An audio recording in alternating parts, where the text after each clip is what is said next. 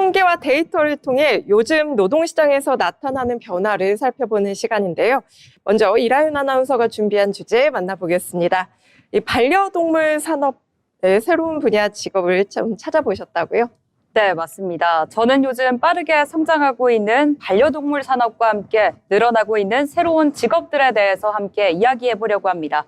네, 요즘 주변을 보면 반려동물을 가족처럼 생각하는 사람들이 굉장히 많은데요. 네, 이른바 페팸족이라는 말도 익숙해졌죠. 네, 이런 변화가 일자리 시장에도 영향을 주고 있다고 합니다. 네, 맞습니다. 페팸족. 반려동물 키우는 가구가 계속 이렇게 늘어나고 있다고 들었는데요. 실제로 어느 정도인가요? 네, 통계를 보면 국내 반려동물 양육 가구는 약 600만 가구 이상으로 추정이 됩니다. 네, 전체 가구의 4가구 중 1가구인데요. 이런 흐름 속에서 반려동물 산업 규모도 빠르게 증가하고 있습니다. 600만 가구면 정말 많은데요. 반려동물을 키우는 사람들이 많아지다 보니까 관련 직업도 많이 생겼을 것 같아요. 네, 전에는 동물병원이나 애교 미용 정도가 전부였는데요. 네, 지금은 훨씬 다양한 직업들이 등장하고 있습니다. 네, 예를 들어 반려동물 행동 교정사, 펫푸드 개발자, 펫시터, 반려동물 장례 지도사 같은 직업들이 새롭게 주목받고 있습니다. 네, 저도 이 행동교정사, 펫푸드 개발자는 좀 들어봤는데 반려동물 장례 지도사라는 직업도 있군요. 네, 반려동물을 가족처럼 여기는 문화가 확산되면서 네, 반려동물 장례 서비스에 대한 수요가 늘어나고 있습니다. 네, 실제로 관련 장례 시설도 전국적으로 늘어나고 있고요. 네, 전문 인력을 양성하는 교육 과정도 늘어나고 있다고 합니다.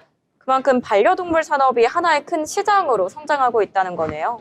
네, 맞습니다. 농림축산식품부가 국내 반려동물 산업 규모는 이미 수조 원대 시장으로 성장했고 앞으로도 꾸준히 확대될 것으로 전망이 되고 있습니다. 네, 단순한 사료나 용품을 넘어서 의료, 미용, 돌봄 서비스까지 다양한 분야에서 새로운 일자리가 만들어지고 있는 상황입니다. 네, 결국 반려동물 산업이 새로운 일자리 시장으로 떠오르고 있는 셈인 것 같은데요. 네, 맞습니다. 반려동물과 함께 살아가는 인구가 계속해서 늘어나고 있잖아요. 그래서 관련 직업 역시 점점 더 전문화되고 있는 추세입니다. 네, 앞으로는 반려동물 건강 관리나 행동 분석처럼 전문성을 요구하는 직업도 더 늘어날 것으로 보입니다. 변화하는 사회 속에서 새로운 일자리의 방향을 보여주는 사례라고 할 수 있습니다. 네, 그렇습니다. 잘 만나봤고요. 이번에는 박수인 아나운서가 준비한 청년 일자리에 대해 이야기 나눠보겠습니다. 네, 어떤 걸 준비하셨죠? 네, 저는 오늘 최근 화두가 되고 있는 AI 에이전트의 등장과 함께 급격하게 변하고 있는 청년 고용 시장에 대해서 이야기해 보려고 합니다.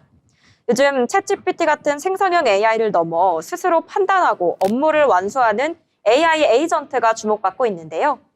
이 변화가 일자리 시장의 근간을 흔들고 있습니다. 네, 이제는 AI가 단순히 질문하는 도구를 넘어서 네, 하나의 자율적인 노동력으로 평가받고 있다고 들었는데 실제로 고용 데이터는 어떤가요? 네, 통계를 보면 상황이 꽤 엄중합니다. 지난 3년간 우리 사회에서 청년 일자리는 약 21만 1000개가 감소했는데요. 중요한 건 이 중 98.6%가 AI 도입 영향이 큰 고노출 업종이 사라졌다는 점입니다. 4가구 중 1가구가 반려동물을 키우듯 이제는 직무 2개 중 1개꼴인 51%가 AI의 직접적인 영향권에 들어와 있습니다. 그렇군요. 거의 대부분의 청년 일자리 감소가 AI와 연관이 있다는 말씀이신데요. 자, 주로 어떤 직업들이 좀 영향을 받고 있나요? 네, 예전에는 아무래도 단순 사무직 정도였다면요. 지금은 훨씬 전문적인 영역까지 확대되고 있습니다. 예를 들어 기초 코딩, 보고서 초안 작성, 계약서 1차 검토 같은 업무들인데요. 문제는 이런 일들이 주로 저연차 직원들이 실무를 배우면서 수행하던 과업이라는 점입니다.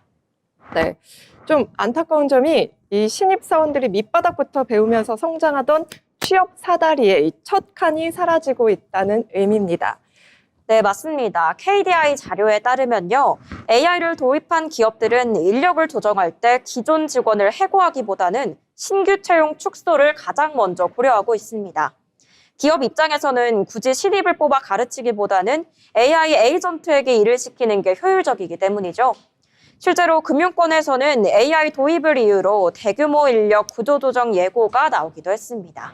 조금 안타까운 이야기이긴 한데 기업들이 신규 채용을 줄이면 청년들은 갈 곳이 더 없어지겠네요. 앞으로의 전망은 어떨까요?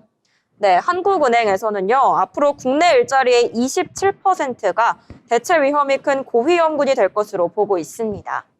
이제 인간의 역할은 단순 수액에서 AI의 결과물을 검증하고 책임지는 판단의 영역으로 전문화되어야 될 것 같은데요.